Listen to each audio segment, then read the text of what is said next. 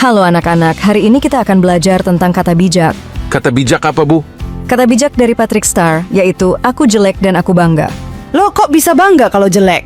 Bukan berarti kita harus bangga karena jelek ya, tapi kita harus bangga dengan diri kita apa adanya termasuk kekurangan kita.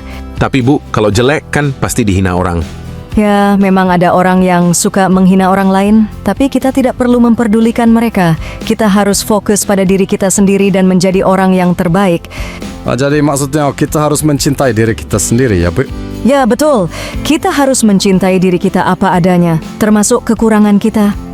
Contohnya Patrick Star.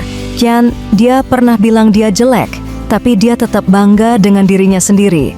Dia selalu bahagia dan menjalani hidupnya dengan penuh semangat. Terus, kalau kita jelek, gimana cara biar orang-orang tidak menghina kita?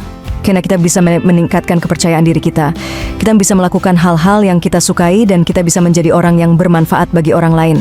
Kalau kita bisa melakukan itu, orang-orang akan menghormati kita, meskipun kita jelek.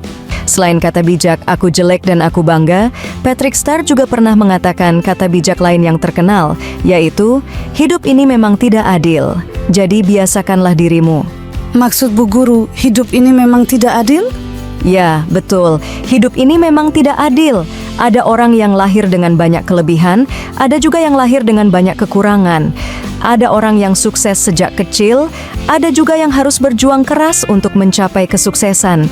Kalau hidup memang tidak adil, kita harus gimana, Bu?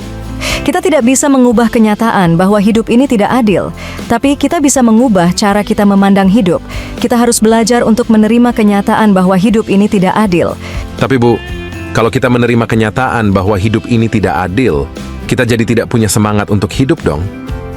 Tidak, justru sebaliknya, kalau kita menerima kenyataan bahwa hidup ini tidak adil, kita akan lebih realistis dalam menjalani hidup.